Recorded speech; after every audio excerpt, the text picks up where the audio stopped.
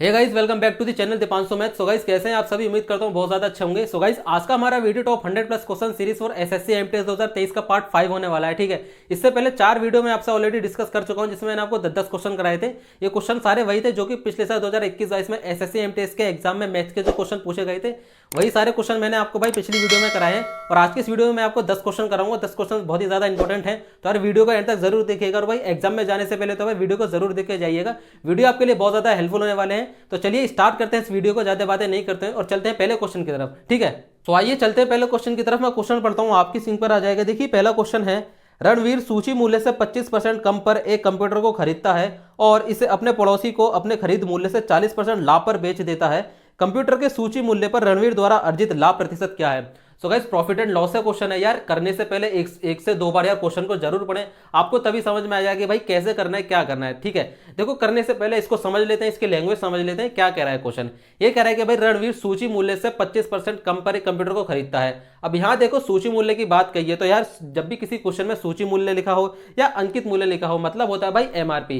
तो ये कह रहे हैं कि भाई रणवीर एमआरपी से, उसकी जो भी एमआरपी रही होगी हमें नहीं पता, लेकिन भाई 25% कम पर एक कंप्यूटर खरीदता है। अब क्या करता है, वह अपने पड़ोसी को खरीद मूल्य से 40% का प्रॉफिट लेकर उसको बेच देता है। तो क्वेश्चन में पूछा है कि भाई कंप्यूटर पर सूची मूल्य द्वारा अर्जित लाभ प्रतिशत ज्ञात करो। तो यहां देखो भाई, क्वेश्चन को भाई लास्ट लाइन ध्यान से पढ़ो। इसमें पूछा है कि भाई लाभ अंकित मूल्य पर पूछा है, ना कि भाई एसटी पर। ठीक है, तो देखो कैसे सॉल्व करेंगे। ये कह रहा है कि भाई रणवीर जो है सूची मूल्य पर 25% कम पर कंप्यूटर को खरीदता है। तो यहां देखो, एक होता है भाई सीपी और एसपी, और यहां देखो एमआरपी। क्योंकि भाई यहाँ तीनों की बात कही है तो इसलिए हमें भाई तीनों को ही लिखना पड़ेगा। तो यहां देखो, एमआरपी हमें पता नहीं है, यानी सूची मूल्य पता नहीं है। एमआरपी का मतलब है यहाँ भाई सूची मूल्य। अब ये कह रहे हैं कि भाई रणवीर जो है सूची मूल्य से 25% कम पर एक कंप्यूटर खरीदता है। तो एमआरपी कितना है भाई हमें पता नहीं, भाई 100 मान लेते हैं। ठीक है, अगर एमआरपी 100 रहा होगा तो भाई 100 पे 25% कम पर भाई कंप्यूटर को खरीदता है। 100 का 25% कम का क्या मतलब है, यानी 100 का पहले सबसे पहले 25% निकालो, और 25% क्या होगा भाई, 100 का 25% 25 ही होता है। अब 100 में से भाई 25 माइनस करो तो कितना आएगा भाई, 75। यानी भाई 100 पे 25% कम का मतलब है 75 रुपए का खरीदेगा। तो भाई कितने का खरीद लिया उसने, 75 रुपए का कंप्यूटर खरीद लिया। अब ये क्या करा भाई, इसने अपने पड़ोसी को ना अपनी खरीद मूल्य से, खरीद मूल्य कौन सी है भाई इसकी, 75 से, 75 पे भाई 25% यानी सॉरी 40% का प्रॉफिट लोके उसने उसको बेच दिया। अब देखो 75 का 40% निकालो, सबसे पहले क्या होगा, तो 75 का 40% कैसे निकालेंगे भाई, ऐसे निकालेंगे। देखो काट लो, एक जीरो से एक जीरो खत्म। अब यहाँ काट लो भाई, 5 से काट लो, 5 से कटेगा ये 15 पंजे 75 और 5 दूनी 10, 2 दूनी 4, तो ये हो गया 15 दूनी 30। अब देखो भाई 75 का 40% कितना आया, 30। अब भाई क्योंकि इसने प्रॉफिट लेकर बेचा तो भाई हमें 75 में 30 जोड़ना होगा, तो कितना आ जाएगा भाई 105। तो यार कितने में बेच देगा, 105 में बेच देगा। अब देखो लास्ट की लाइन पढ़ो क्वेश्चन की। ये कह रहा है कि भाई कंप्यूटर के सूची मूल्य पर रणवीर द्वारा अर्जित लाभ, तो सूची मूल्य कितना है भाई 100, कितने में बेच दिया भाई 105 का। तो भाई यहाँ देखो कितने का लाभ ले रहा है भाई, यहाँ देखो सीधे सीधे 5 का लाभ ले रहा है भाई। कितने से ले रहा है, सूची मूल्य से पूछा भाई 100 से ले रहा है। परसेंटेज में पूछा, परसेंटेज का साइन लगाने के लिए भाई 100 का गुणा करते हैं। तो देख लो काट लो, 100 से 100 कट गया, तो भाई सीधे सीधा ये 5% का प्रॉफिट ले रहा है। ठीक है, क्वेश्चन बड़ा ही इजी है यार। क्वेश्चन को यार एक से दो बार जरूर पढ़ोगे ना, आपको समझ में आ जाएगा भाई इसी तरह से करना है, कैसे करना है, क्या करना है। ठीक है, उम्मीद करता हूं क्वेश्चन समझ में आया होगा भाई। ज्यादा बड़ा क्वेश्चन नहीं है, ये तो सब मैंने चीज आपको भाई खोल के बताई है। ठीक है, इसलिए भाई थोड़ा सा टाइम लग गया होगा क्वेश्चन को करने में, बाकी क्वेश्चन में ऐसा कुछ है नहीं। तो आइए चलते हैं सेकंड क्वेश्चन की तरफ। मैं दूसरा क्वेश्चन पढ़ता हूं, आपकी समझ में आ जाएगा, आपकी स्क्रीन पर भी आ जाएगा। रोहित 12 किलो संतरे कुल 480 रुपए में खरीदता है और 18 किलो अमरूद 30 रुपए प्रति किलोग्राम की दर से खरीदता है। रोहित द्वारा खरीदे गए फलों के प्रति किलोग्राम औसत क्या है? ठीक है, तो यार देखो यहाँ औसत पूछा है यहाँ पे। ठीक है, क्वेश्चन को 102 बार जरूर पढ़ें भाई, क्वेश्चन को भाई पढ़ना ज्यादा जरूरी होता है। ठीक है, करने से पहले यार 1 से 2 बार भाई प्रैक्टिकली भी सोचना होता है कि भाई अपने ऊपर लेके देखो भाई क्वेश्चन को भाई कैसे करना है। ठीक है, तो यहाँ देखो इन्होंने कहा है कि भाई रोहित है, ठीक है, वो देखो क्वेश्चन में कहा है कि भाई दूसरा क्वेश्चन है, औसत से क्वेश्चन है। ये कह रहा है कि भाई रोहित 12 किलो संतरे कितने में खरीद के लेके आया भाई, 480 रुपए में खरीद के लेके आया।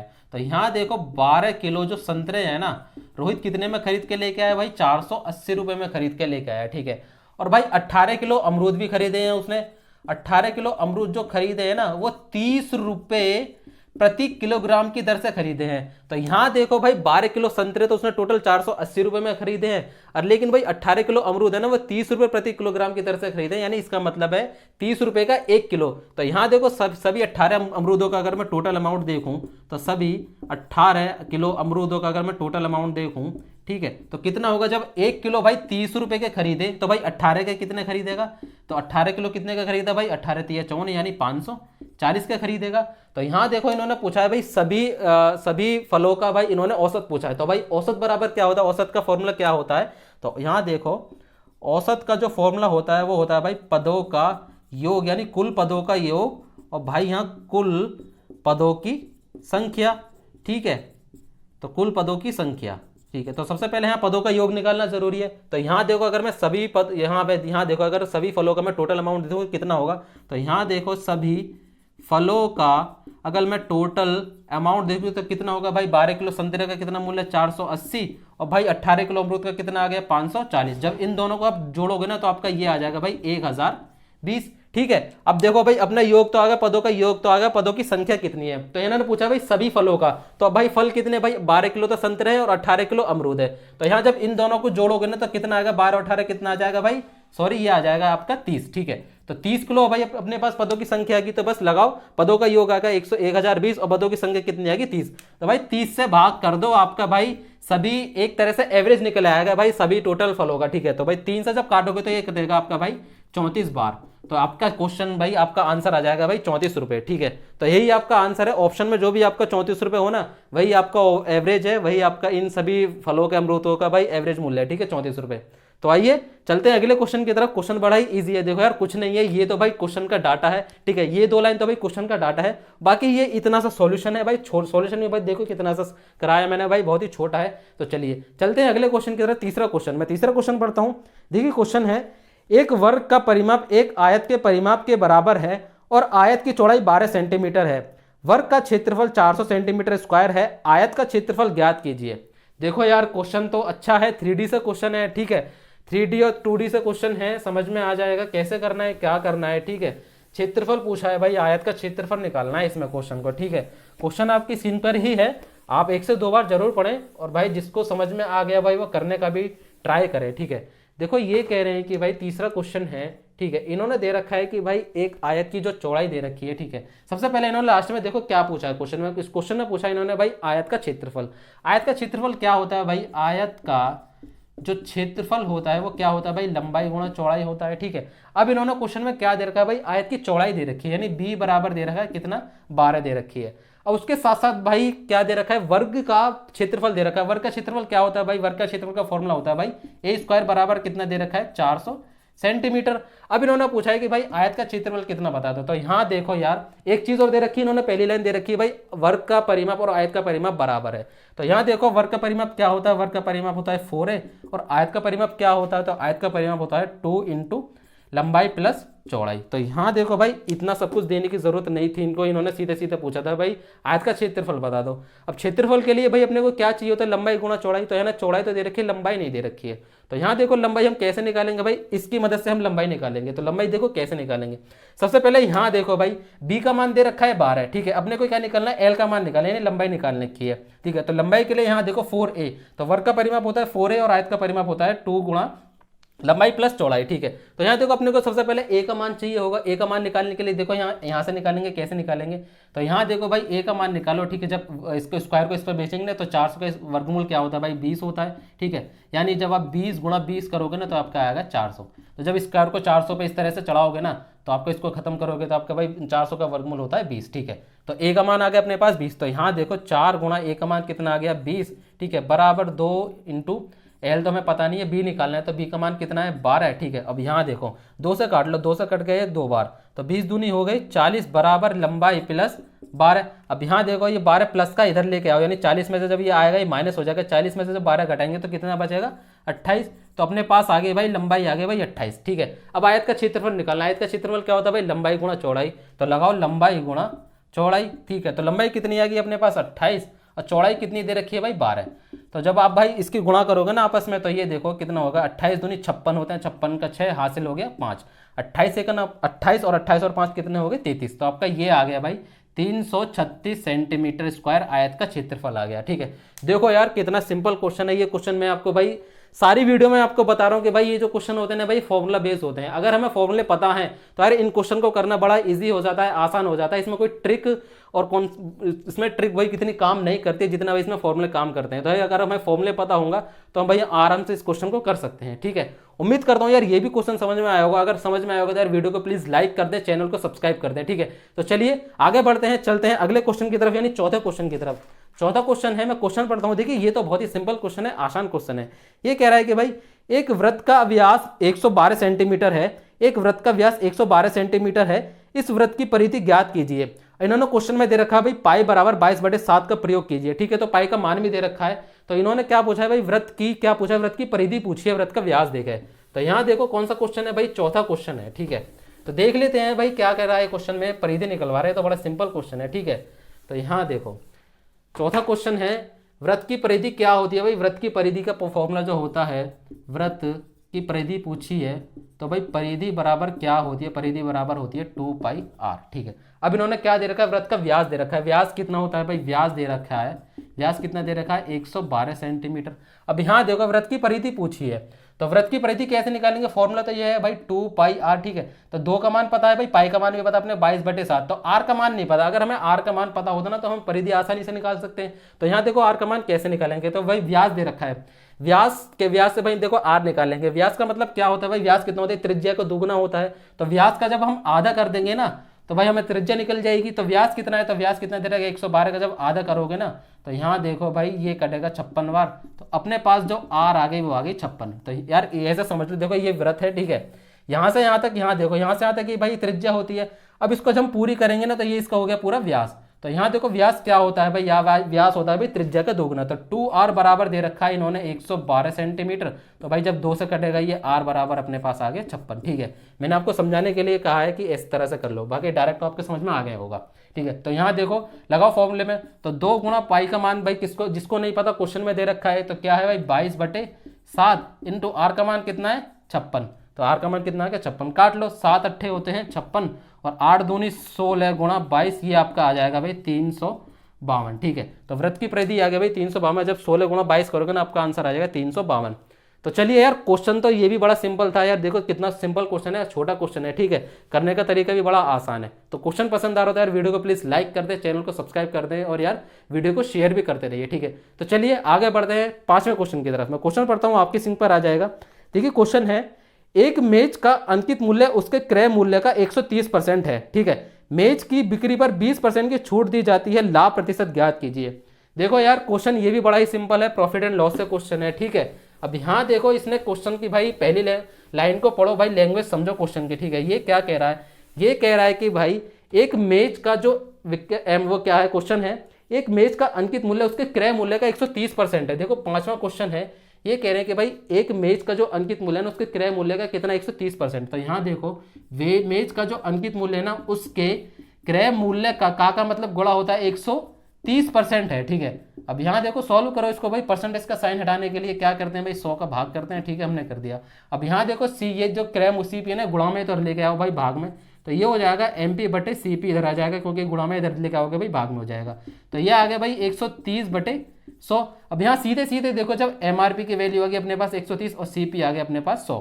तो यहाँ देखो अपने को क्या चाहिए भाई, अब इस यहाँ पे क्या चाहिए भाई SP और निकालना होगा। तो यहाँ देखो CP, SP और MRP, इन्होंने क्या भाई MRP कितना दे रखा है 130 और CP कितना दे रखा है 100। अब इन्होंने क्या कहा है कि भाई बिक्री पर, मेज की बिक्री पर 20% की छूट दी जाती है। तो भाई हम जानते हैं छूट किस पर दी जाती है भाई, MRP पे दी जाती है। तो 130 का जब 20% निकालोगे ना तो ये हो जाएगा 20 पंजे होते हैं 100, ये किससे कटेगा, ये 5 से कटेगा, ये 130 पूरा कटेगा 26 बार। तो जब 130 में से आप 26 घटाओगे ना तो कितना आएगा 104। तो SP आ गया भाई 104। 130 पे जब 20% की इन्होंने छूट दे दी ना तो कितने का बेचेगा भाई 104, उसका MRP आ गया, सॉरी SP आ गया। इन्होंने भाई लाभ पूछा है भाई 100 की खरीदी थी 104 में बेच रहा है। यहाँ देखो कितने का लाभ हो रहा है, 4 का लाभ हो रहा है। किससे हो रहा है भाई, CP 100 से, 100 की गुणा कर देंगे भाई क्योंकि परसेंटेज में पूछा है, 100 से 100 खत्म। तो सीधा सीधा भाई 4% का उसको मेज की बिक्री पर 4% का प्रॉफिट हो रहा है। ठीक है, उम्मीद करता हूँ ये क्वेश्चन भी समझ में आया होगा। ठीक है, इस तरह से पूछा है भाई, इन्होंने कहा कि भी क्वेश्चन की पहली लाइन समझो, मेज का जो एमआरपी है ना उसके सीपी का 130% है। तो इस तरह से हमने एमआरपी और सीपी की वैल्यू निकाल ली। 130/100 एमआरपी आ गया 130 और सीपी आ गया 100। ठीक है, तो इन्होंने कहा कि भाई एमआरपी पे 20% की छूट देकर, जब एमआरपी 20% की छूट देकर कितने में बेचेगा 104 में। तो यहाँ देखो 100 की खरीदी 104 का बेच रहा है, तो कितने का लाभ ले रहा है 4% का। ठीक है, उम्मीद करता हूँ ये क्वेश्चन भी समझ में आया होगा। तो आइए चलते हैं अगले क्वेश्चन की तरफ। तो आइए चलते हैं छठे क्वेश्चन की तरफ। मैं क्वेश्चन पढ़ता हूँ। देखिए क्वेश्चन है, डीजल के मूल्य में प्रतिवर्ष 5% की वृद्धि होती है। यदि डीजल का वर्तमान मूल्य 80 रुपये प्रति लीटर है, तब 2 वर्ष बाद डीजल का प्रति लीटर मूल्य कितना होगा। सो गाइस क्वेश्चन बड़ा ही इजी क्वेश्चन है। इस तरह के क्वेश्चन मैंने भाई आपको पहली वीडियो में भी करा चुका हूँ। ठीक है, ये क्वेश्चन थोड़ा सा अलग है लेकिन तरीका वही है। ठीक है, आप अगर पहली वीडियो में देखेंगे आपको इस तरह का क्वेश्चन आपको मिल जाएगा। ये कह रहे हैं कि भाई डीजल के मूल्य में हर साल 5% की वृद्धि हो रही है। ठीक है, और डीजल का वर्तमान मूल्य दे रखा है 80%। तो इन्होंने पूछा 2 वर्ष बाद डीजल का जो मूल्य है वो कितना होगा। तो यहाँ देखो इन्होंने कितने दे रखे भी 5% की वृद्धि हो रही है। तो इसको हम यहाँ देखो भाई परसेंटेज से ही सॉल्व करेंगे। कितने परसेंट की वृद्धि हो रही है, 5% की वृद्धि हो रही है। ठीक है, परसेंटेज को सबसे पहले भाई फ्रैक्शन में चेंज करना होगा। फ्रैक्शन में चेंज करने के लिए क्या करते हैं भाई, 5 का 100 का भाग करते हैं। ठीक है, जब परसेंटेज का साइन हटाते हैं तो देखो काट लो, 5 एकम 5, 5 दूनी 10। तो ये आ गया अपने पास 100/1/20। ठीक है, इसका क्या मतलब है 1/20 का क्या मतलब है, क्योंकि वृद्धि हो रही थी यानी 20 पर 1 की वृद्धि हो रही है। अब यहाँ देखो कैसे सॉल्व करेंगे, इन्होंने भाई 2 वर्ष बाद पूछा है। तो यहाँ देखो वर्तमान है। ठीक है, एक तो भाई वर्तमान मूल्य है और एक भाई 2 वर्ष बाद का मूल्य है। तो यहाँ देखो कैसे सॉल्व करेंगे। वर्तमान में अगर पहले भाई डीजल का मूल्य था 20, ठीक है, 20 पे 1 की वृद्धि होगी, बाद में कितना हो गया भाई 21 का हो गया। अगले साल के बाद अगले साल पहुंचे, दूसरे साल में क्या होगा भाई, पहले था 20 डीजल का मूल्य, 20 पे 1 की वृद्धि हो गई अगले साल, तो कितने का हो गया भाई 21 का। तो यहीं रुक जाएंगे क्योंकि भाई 2 वर्ष की बात हुई है। तो यहाँ देखो टोटल देख लो कितनी वृद्धि हो रही है, कितना मूल्य आ रहा है। तो यहाँ देखो 20 गुणा 20 करेंगे कितना होगा 400, यानी 20 का स्क्वायर कितना होता है 400। 21 गुणा 21 करोगे आपका आ जाएगा भाई 441, क्योंकि 21 का स्क्वायर होता है 441। यहाँ देखो क्वेश्चन में हमें क्या दिखा है भाई, वर्तमान वैल्यू दे रखी है, कितनी दे रखी है, वर्तमान डीजल का जो मूल्य दे रखा है वो 80 रुपये प्रति लीटर है। हमारा कितना है भाई 400।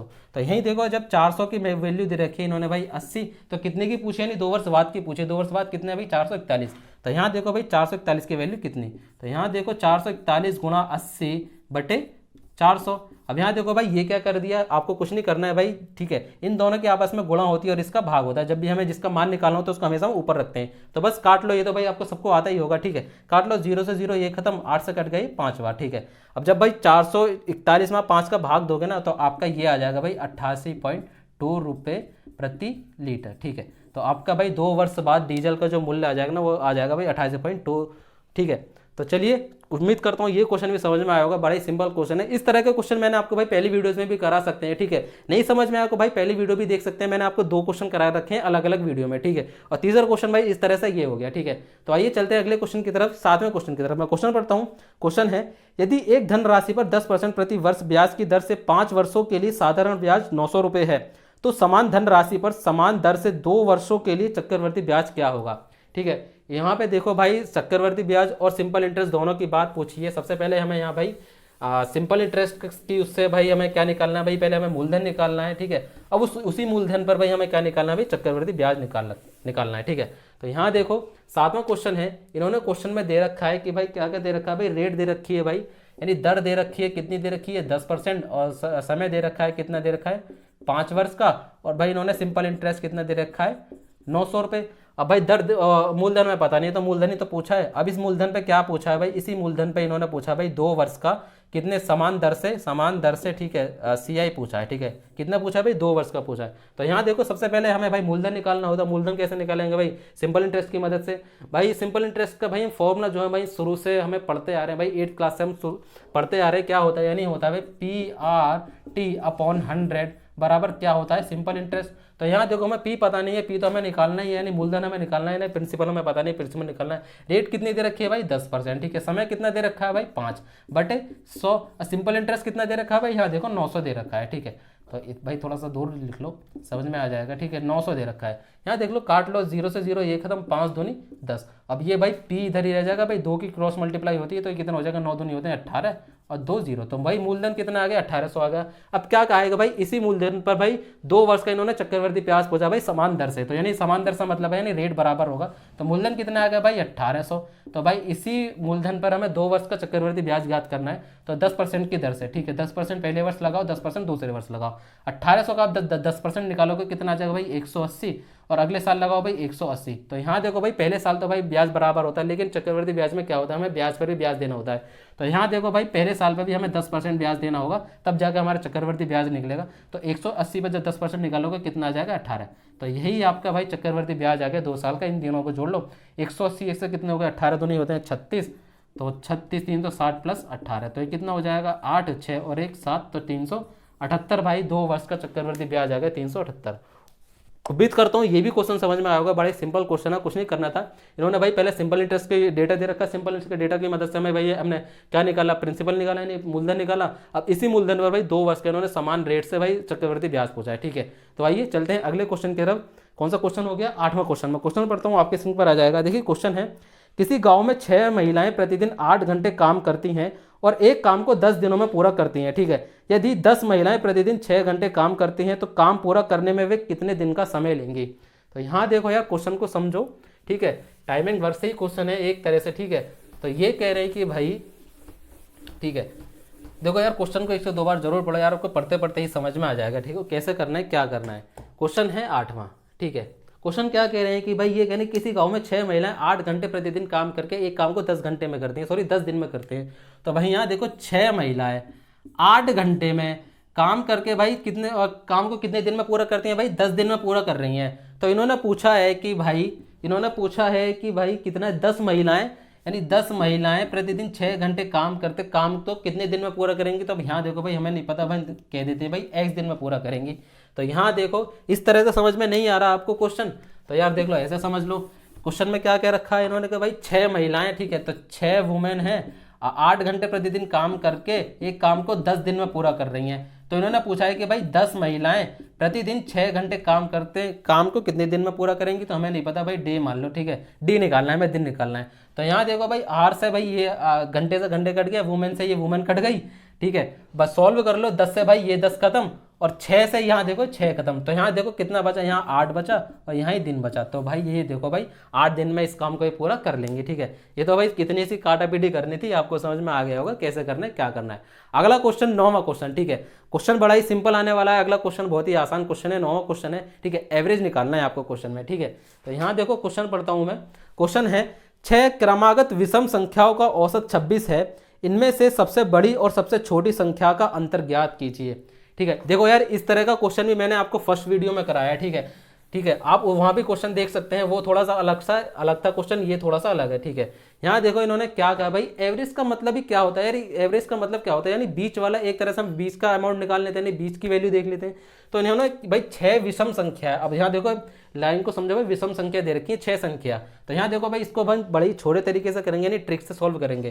तो यहाँ देखो एक 6 संख्या दे रखी है, एक संख्या ये है, एक संख्या ये हो गई, एक ये हो गई, एक ये हो गई, एक ये हो गई, कितने हो गए, 1 2 3 4 और ये होगी 6, ठीक है। तो यहाँ देखो अगर मैं इसको सबसे छोटी संख्या मानूं, ठीक है, और इसको मैं बड़ी संख्या मान लूं, तो इन्होंने क्या पूछा भाई, इन दोनों संख्याओं का अंतर पूछा है। तो यहाँ देखो सबसे इन्होंने क्या दे रखा भाई, 6 विषम संख्या है, वह विषम संख्याओं का जो औसत दे रखा है वो कितना दे रखा है, 26 दे रखा है, ठीक है। तो यहाँ देखो औसत का मतलब ही क्या होता है, मैंने आपको पहले बताया, यानी बीच वाला। तो इन दोनों संख्याओं का बीच या इन 6 संख्याओं का बीच कहाँ होगा, देखो ना तो यहाँ होगा, ना यहाँ होगा, या यहाँ होगा, या ना होगा। तो यहाँ देखो इन दोनों का जो बीच होगा ना वो यहाँ ही होगा, ठीक है। तो औसत कितना दे रखा है भाई, विषम संख्याओं का औसत दे रखा है 26। ये तो 26 का क्या है भाई, सम संख्या है। तो देखो जब औसत भाई 26 दे रखा है, तो इससे आगे भाई अगली कोई विषम संख्या आएगी। तो भाई विषम संख्या कौन सी होती है भाई, 2 से जो संख्या जो 2 से ना कटे, तो 26 से 2 से कट जाएगी। तो यहाँ देखो अगली कौन सी संख्या होगी भाई, 27, 2 से कटेगी नहीं।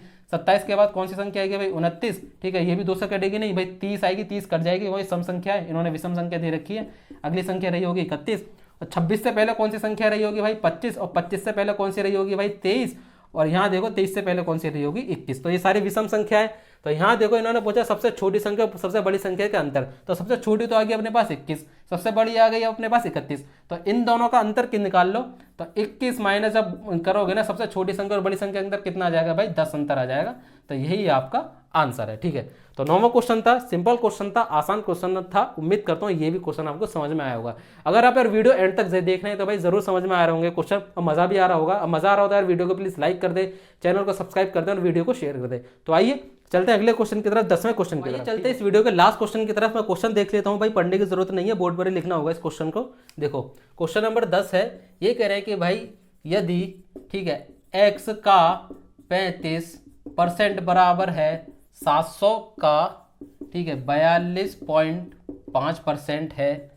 तो भाई x का मान ज्ञात करो।